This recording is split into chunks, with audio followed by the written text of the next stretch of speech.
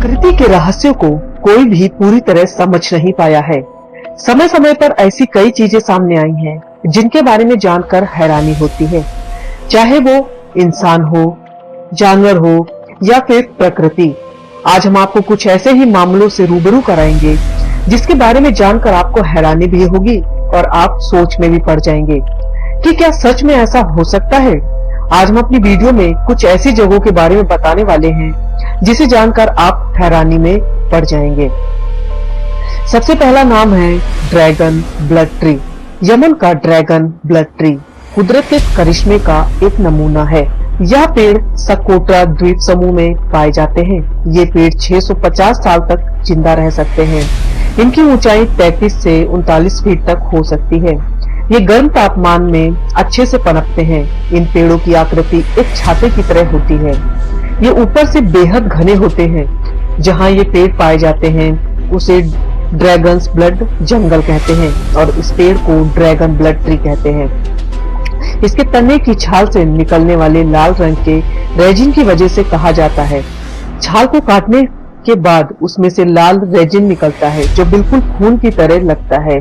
जिस तरह दूसरे पेड़ों को काटने पर सफेद और पीला गोंद निकलता है, ठीक उसी तरह इस पेड़ से लाल रंग निकलता है। क्या आप जानते हैं इस पेड़ को लेकर कई तरह की भ्रांतियां भी हैं। स्थानीय लोग इस रेजिन को बुखार से लेकर अल्सर तक का इलाज मानते हैं।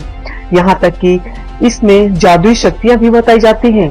ये पेड़ इतने अहम होने के बाद भी आज ये पेड़ कई चुनौतियों का सामना कर रहे हैं।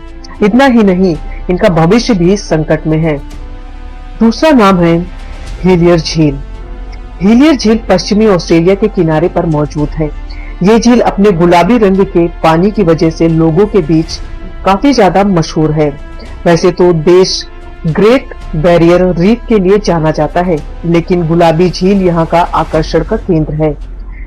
यहाँ जानिए इस झील के बारे में खास बातें। हीलियर झील 600 मीटर यानी 2000 फीट लंबी और 250 मीटर यानी 820 फीट चौड़ी है। ये झील चारों तरफ से पेपर बार्क और यूकेलिप्टस पेड़ों से घिरी हुई है।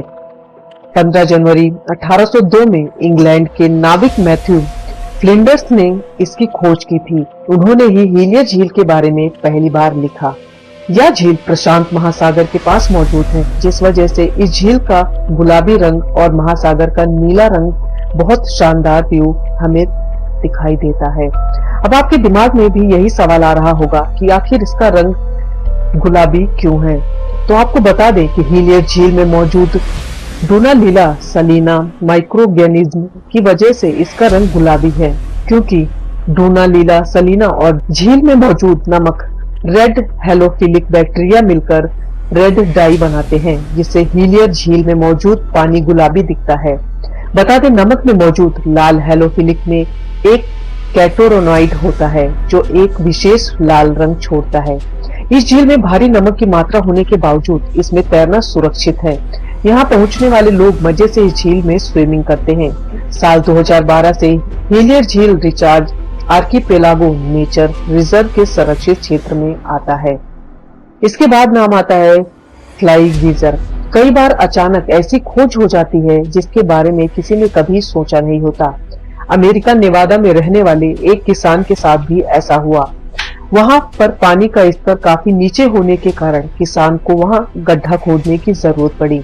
उसने अपने खेत में खेती के लिए एक गड्ढा खोदा। गड्ढा खोदने के बाद उसने जो देखा उससे वो अचंभित हो गया। उसने देखा कि उस जगह के नीचे पानी 200 डिग्री तापमान में खौल रहा था। उसके बाद उसने उस जगह को ऐसे ही छोड़ दिया। इसके बाद क्या था, जो हुआ उसके बारे में तो किसी ने सोचा ही नहीं था। इसके बाद उस जगह ने धीरे धीरे एक खूबसूरत रूप ले लिया। साल 1964 में इस जगह एक टीम बेहतर ड्रिलिंग टेक्नोलॉजी के साथ आई थी, लेकिन पानी इतना गर्म था कि उन्हें वापस लौटना पड़ा। पानी का दबाव तेज और उसके गर्म होने के कारण इसे फ्लाई गीजर का नाम दे दिया गया। फ्लाई गीजर नेवाडा के मरुस्थल में स्थित है। इसकी सबसे खास बात यह है कि जमीन से जमीन और पानी से 5 फीट ऊपर खड़ा है। इस फ्लाई गीजर को देखने के लिए अगर आप सोच रहे हैं तो आपको इसके लिए परमिशन लेनी पड़ेगी, क्योंकि यह एक निजी जमीन पर है। यहाँ जाने पर आप यहाँ 3 रंग बिरंगी टीलों को एक साथ देख सकते हैं। इसके बाद बात करते हैं टर्कोइस आइस लेक यानी बैकाल झील की। बैकाल झील, इसका नाम तो आपने शायद ही सुना होगा। यह झील यूनेस्को वर्ल्ड हेरिटेज साइट में शुमार है। रूस की ये बैकाल झील दुनिया की सबसे गहरी झील है।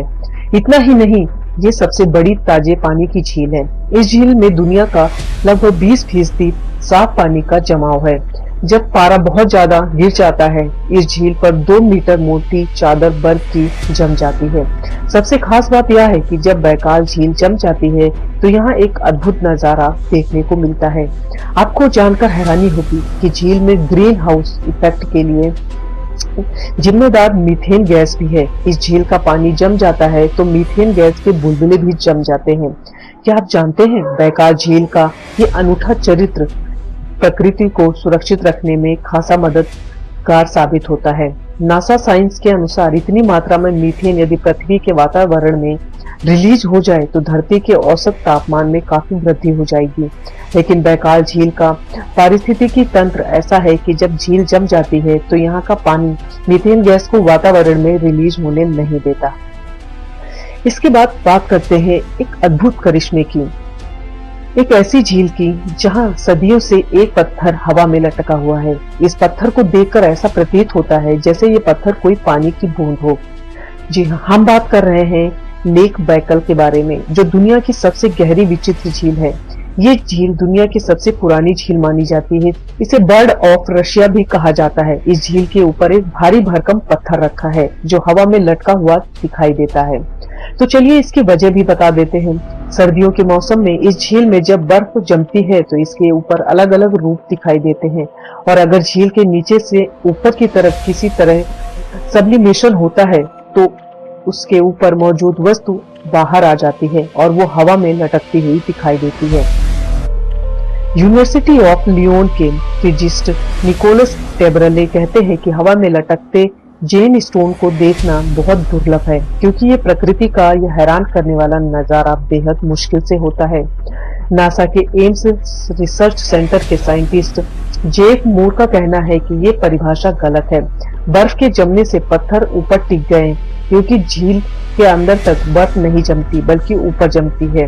नीचे पानी का बहाव होता है और बहता हुआ पानी किसी भी भारी वस्तु को ज्यादा नहीं हिला सकता जब तक कि बहाव में तेजी ना हो। ओल्गा जीमा ने हाल में अपने अकाउंट पर इसी जेन स्टोन की एक तस्वीर भी शेयर की, जिसे बेस्ट ऑफ रशिया फोटो प्रतियोगिता में सर्वोच्च पुरस्कार भी मिला है। अपनी इस तस्वीर को लेकर ओल्गा कहती हैं कि यह तस्वीर शांति और संतुलन को दिखाती है। प्रकृति के इस संतुलन को देख कोई भी हैरान हो सकता है, क्योंकि एक भारी पत्थर बर्फ की पतली नाजुक नोक पर टिका है।